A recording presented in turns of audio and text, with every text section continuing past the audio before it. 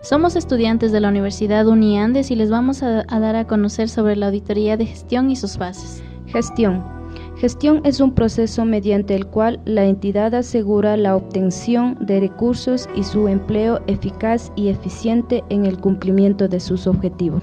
Es la actividad por la cual se verifica la corrección contable de las cifras de los estados financieros. Es la revisión misma de los registros y fuentes de contabilidad para determinar la racionalidad de las cifras que muestran los estados financieros de una entidad. Auditoría de gestión es el examen de planes, programas, proyectos y operaciones de una organización o entidad pública con el fin de medir el logro de los objetivos. Dentro de los principales objetivos de la auditoría de gestión tenemos: promover la optimización de los niveles de eficiencia, eficacia, economía, calidad e impacto de la gestión pública. Determinar el grado de cumplimiento de objetivos y metas. Verificar el manejo eficiente de los recursos. Promover el aumento de la productividad, procurando la correcta administración del patrimonio público. En los elementos de la auditoría de gestión tenemos las 5 Es. Eficacia. Consiste en lograr la utilización más productiva de bienes materiales y de recursos humanos y financieros. Eficacia. Es el grado en que los programas están consiguiendo los objetivos propuestos. Economía. Se refiere a los términos y condiciones conforme a los cuales se adquieren bienes y servicios en cantidad y calidad apropiada, en el momento oportuno y al menor costo posible. Ética. Es la conducta del personal en función de sus deberes contemplados en la Constitución, las leyes, las normas de las buenas costumbres de la sociedad. Ecología. Podrá definirse como el examen y evaluación del medio ambiente, el impacto al entorno y la propuesta de soluciones reales y potenciales. Fase 1. Familiarización y revisión de legislación y normatividad. Cuando hablamos de la familiarización, sería más para los auditores externos, ya que los auditores internos tienen un cabal conocimiento de la entidad. Para la fase de la familiarización es importante realizar el recorrido de las instalaciones y el conocimiento de la actividad principal de la entidad. También es importante tener la actualización de los archivos de la auditoría interna.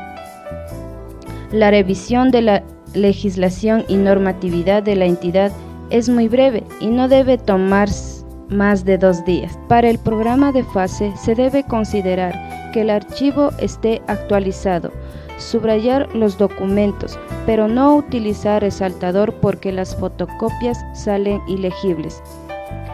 Programar visitas a las instalaciones. Y esta fase no se tomará más de 2 días. Fase 2. Evaluación del sistema del control interno. COSO 2. Es la gestión de riesgos corporativos. Es un proceso efectuado por el Consejo de la Administración de una entidad. Su dirección y personal es aplicable para identificar eventos potenciales que puedan afectar a la organización dentro del riesgo aceptado y proporcionar una seguridad razonable. Tenemos 8 componentes: el ambiente interno, establecimiento de objetivos, identificación de riesgo, evaluación del riesgo, respuesta al riesgo, actividades de control, información y comunicación y el monitoreo. Control interno. Pueden aplicarse cuestionarios de control interno, pero orientados a evaluar asuntos administrativos. Las hojas narrativas y los flujogramas también son herramientas para evaluar el control interno, y el auditor interno está familiarizado con esta metodología. El control interno puede ayudar a que una entidad consiga sus objetivos de rentabilidad y rendimiento y prevenir pérdidas de los recursos. También puede reforzar la confianza en que la empresa cumple con las leyes y normas aplicables. En resumen, puede ayudar a que una entidad llegue donde quiere ir y evite peligro y sorpresas en el camino. Los riesgos. Los riesgos es la probabilidad de que un suceso ocurra y provoque pérdidas a una persona. Existen 3 tipos de riesgo. El riesgo inherente es la existencia de errores o irregularidades significativas. Está totalmente fuera de control por parte del auditor y difícilmente se pueden tomar acciones que tiendan a eliminarlo porque es propio de la operación del ente. El riesgo de control es el riesgo de que los sistemas de control estén incapacitados para detectar o evitar errores o irregularidades significativas en forma oportuna. El riesgo de detección es totalmente controlable por la labor del auditor y depende exclusivamente de la forma en que se diseñen y lleven a cabo los procedimientos de la auditoría. Evaluación del riesgo de auditoría.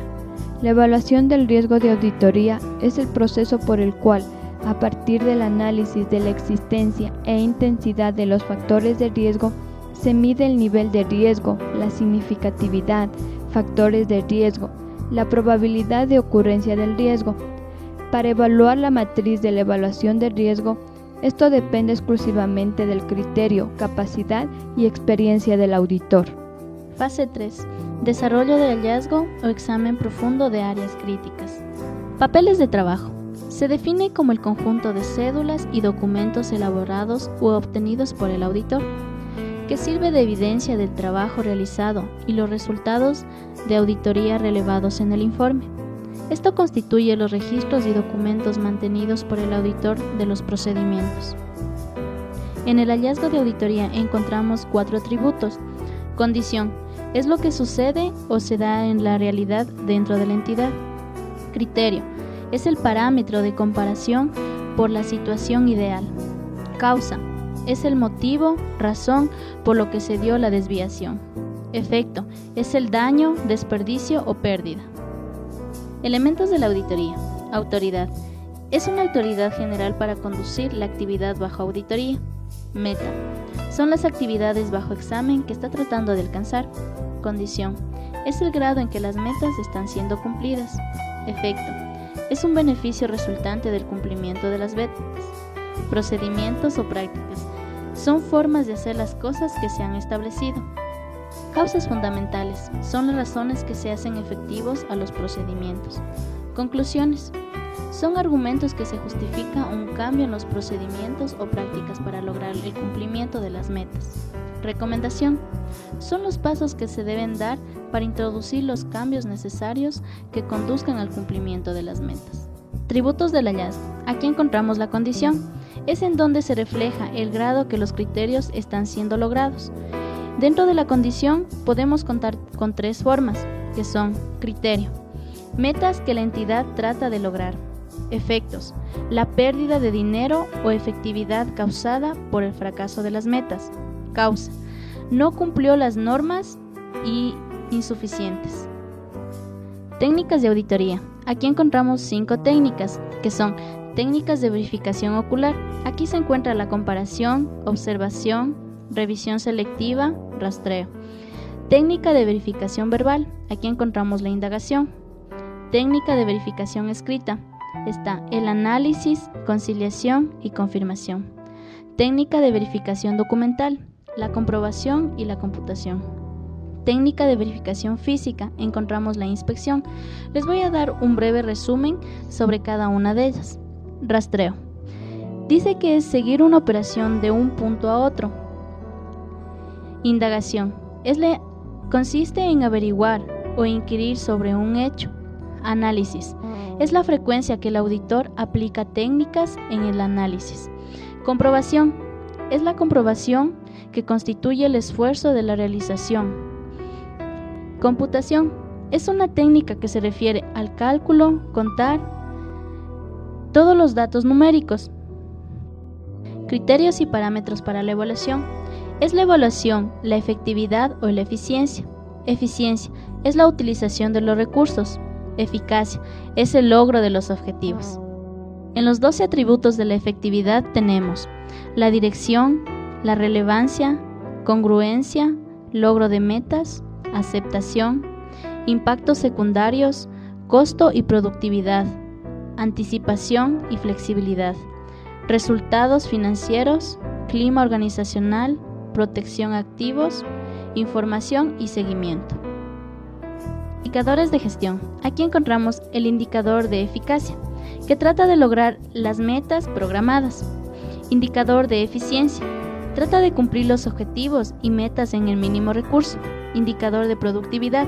Se define como la relación entre los bienes o servicios productivos y los insumos.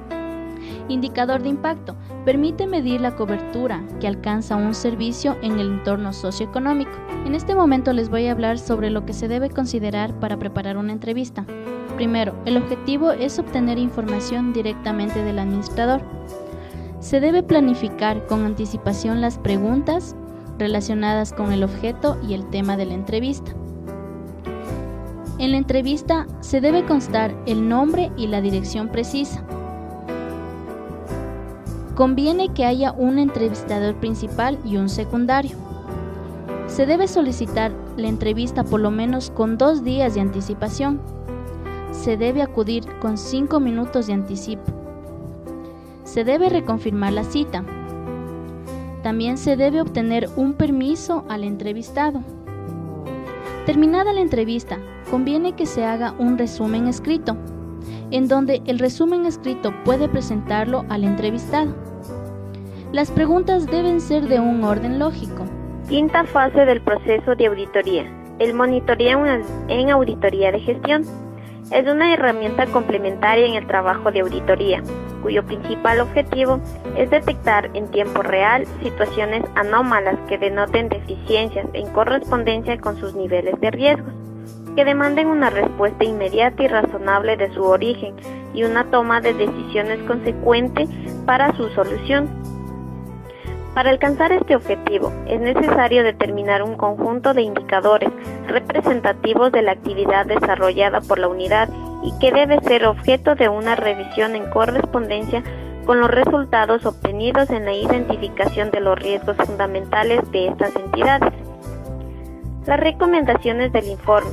Requiere que se diseñe un plan de trabajo que precise objetivos, alcance y resultado de lo que será necesario para implantar las recomendaciones del informe de la auditoría. La subfase del diseño plantea, primero, la definición del líder del proyecto y de los miembros del equipo encargado de plantear las alternativas seleccionadas, es decir, auditores integrales o personal propio de la organización. 2. También de la designación específica de responsables de cada etapa o actividad y, por supuesto, la fecha de conclusión. 3. La programación de reuniones periódicas para la evaluación de avances, análisis de problemas y la toma de decisiones correctivas. 4. Firma del plan de presupuestos por todos los participantes. La implantación de cada una de las recomendaciones del informe de auditoría integral puede implicar el desarrollo de un proyecto. Ahora bien, la subfase de implantación se define los programas de ejecución, presupuestos y el equipo de trabajo. Primero, elaboración del programa detallado de ejecución con las actividades a llevarse a cabo y la secuencia de la realización, así como la fecha de iniciación, terminación y presentación de los informes de avances y control. 2. La preparación del presupuesto detallado, incluyendo los requerimientos de recursos materiales y humanos. 3. Formación de los equipos de trabajo con la asignación de responsables y recursos por actividad. Hay varias formas de implantar las recomendaciones y cada una de ellas responden a la probabilidad que se trate, o bien al grado de complejidad de las mejores propuestas. Los métodos más utilizados son instantáneo, del proyecto piloto, de implantación en paralelo, de implantación parcial o aproximaciones sucesivas. Método instantáneo. Se aplica cuando las recomendaciones son relativamente sencillas y no involucran un volumen de operaciones o una cantidad considerable de unidades administrativas. El método del proyecto piloto.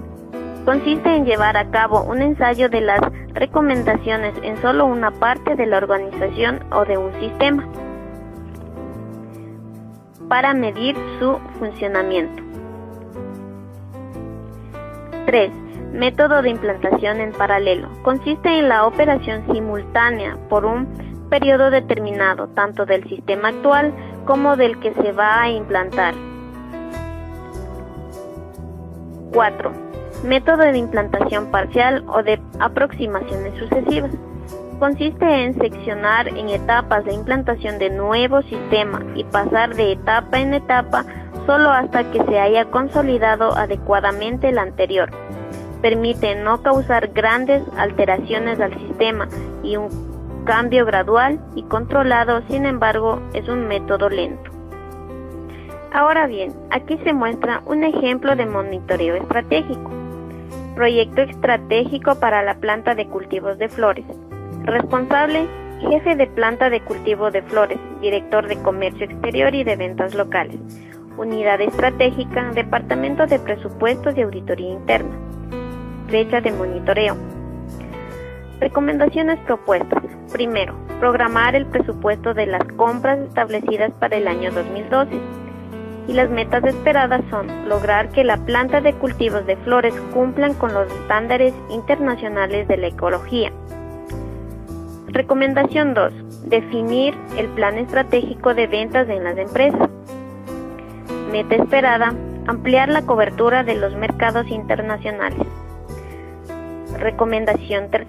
Iniciar un proceso de destrucción de los químicos que no reúnen las normas señaladas por el INE y normas ISO. Meta esperada, instalación de la planta para producir abonos orgánicos. Nota: en la implantación se debe tomar en cuenta la relación costo-beneficio por ser dirigida por un líder natural de la organización.